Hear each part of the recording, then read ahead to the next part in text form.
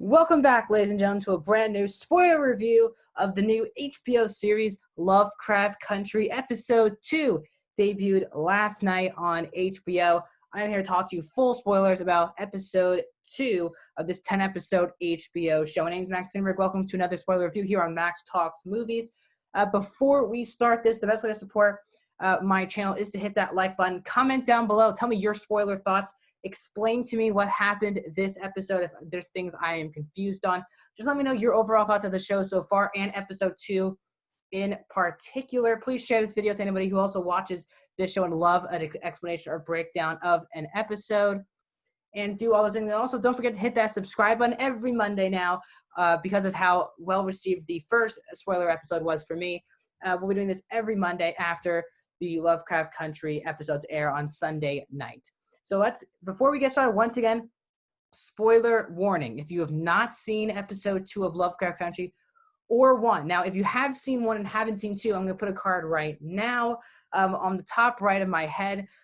You can watch my spoiler version of episode 1 now. My spoiler review of episode 1 of Lovecraft Country that is already up on my YouTube channel. It'll be a card on top of my head. At the end of the video, it'll be next to my head.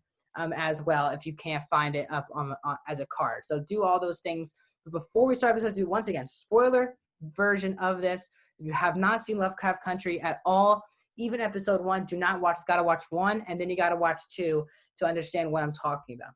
So last week, again, I really loved the first episode, near perfect episode of television in Lovecraft Country episode 1. Really loved it. So now this episode, I was really pumped. I'm happy to have another Sunday show back. And the show opens I love the opener to the show. Corny Vance is dancing, reading his books.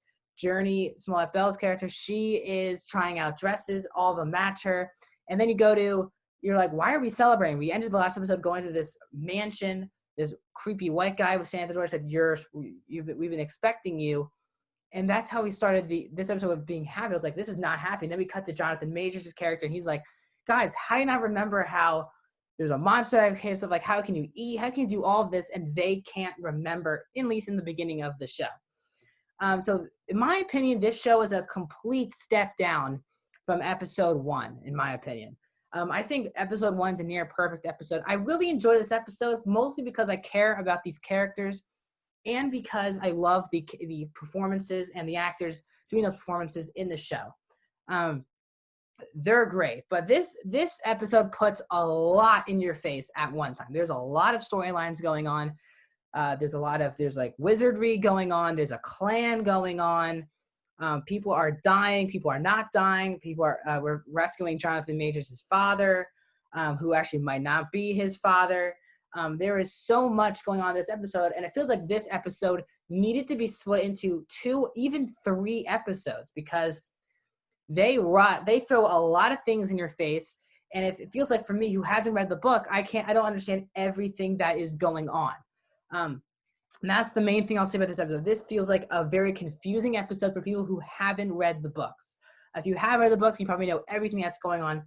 And I assume that in future episodes, they'll come back to this episode and explain why everything kind of happened with the wizardry, how the clan worked, why they're all dead. Is Courtney B. Vance's character actually dead in the 3rd act of this episode? All those type of things. But it feels like this episode could have even been a season finale, because we end the first episode going to this mansion, and by the end of the second episode, Jonathan Majors' wizard, whatever the hell he does there, blows up basically everyone in that mansion. Everyone goes to rubble. He blows the whole thing up. And then he walks outside, and we're already we're done the episode. So it feels like this episode desperately needed to be multiple episodes, 2, maybe even 3, because I had no idea what was going on for a lot of this episode. The first 25, 30 minutes is exactly what I wanted. Perfect television. You get the intro of that. Jonathan Majors is pretty scarred by what happened the previous night. And he's like, why aren't you guys? And that was good comedy as well. And then they go through the 3 different memories that they go through, the 3 kind of live memories. Journey is thinking of, sleeping with Jonathan Majors. Jonathan Majors is fighting this girl who we found out, was with him when he was in the war. And Courtney Vance with his younger wife. And I thought it was hilarious because Jonathan Majors gets his butt kicked this whole episode. You start off with he now becomes basically not an alien, but he becomes the fact that he's alienated because he's the only one that remembers a horrific previous night. So that's already a bad start. Then again, still searching for his father, asking the guy who runs it to help him out. He's not going to tell him where his father is, so he's kind of screwed on that department. And then you also have the fact that these three memories going on one time, at least she's, the other two people having, I guess, positive memories, and Jonathan Majors is having a very rough thing going on, happening to him, where he's in basically a fist fight. And I thought it was absolutely hilarious why that was all happening at once. The new addition, the daughter of the guy who runs everything, I think her name's like Abby Lee or something. She was fantastic in this episode. She seems very cool. A great addition to the cast. I'm wondering if she did die at the end of this episode. Now, if you have read the books, do not spoil future episodes, whatever, in the comments section. I want to go into each episode. I'm blind. I haven't read the books. I'm going in here just as a reviewer work here. And she's a very cool character who I felt did get underused this episode. We kind of thought she would be friends with Jonathan Majors, and then she kind of disappears after Jonathan Majors is brought into the thing. I think she got out. I think we would have seen her die.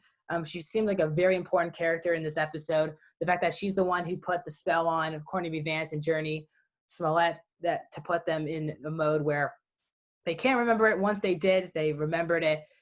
So she has a lot of power, and I'm not sure if it's the mansion that gives her the power or just her, but I want to see her in more and more episodes. She's like a very important character, especially to the character of Jonathan Majors, who, by the way, was amazing again in this episode. He is easily the standout of the show so far. I really did enjoy him of Defy Bloods, but he wasn't like a standout in Defy Bloods. He is amazing in this show, especially in this episode. A lot goes on for his character. But again, for me, it feels like a very rushed episode of the show, where it feels like they left a lot out. Like, I thought we were going to kick off with the conversation at the door between the white guy you can see behind me and our three lead characters, but the first thing we get is that they've already been in the mansion that first night. So all of that stuff in general, I think it was a very rushed episode.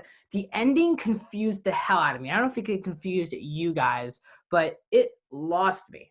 I was really hoping that what was going on with Jonathan Majors' character, the chance by this clan, it made absolutely no sense. I don't know how he destroyed everyone, how he destroyed the mansion. I have no idea. And I did actually like that first interaction with Jonathan Majors and his father, who basically talks down to him. And that actually helps you really care about Courtney B. Vance at the end, because that really is his father. Jonathan Majors, his real father, really, it's not his real father. I'm just saying in general, like metaphorically speaking, his real father is Courtney B. Vance. And you can feel that they have a great father-son relationship. And I really enjoy that in the show. And I'm hoping that Courtney B. Vance's character is not actually dead. It does look like that. But this world for me is so unpredictable that I have no idea if he actually is going to die. Can Jonathan Majors save him based on what he did at the end of episode 2? I have no idea. Then I watched the preview clip for next episode. I have no idea what's going on again. So what I would say was the first episode was very focused. I love the world that we're in. But the second episode was they threw a lot at you. And they're not going to slow down for you to understand it. They just boom, boom, boom. They just went and went and went. They tried to do some exposition scenes, but it was so fast. Now, I love that the show it's so fast. It's only an hour long. It's an hour long, but it feels like a 30-minute show because it's done so well.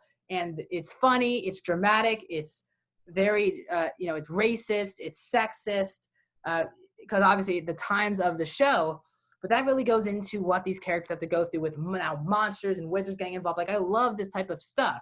But I think this episode was a complete step back. Like, I would give the first episode a 10 out of 10, and I would give this episode maybe a 6 out of 10.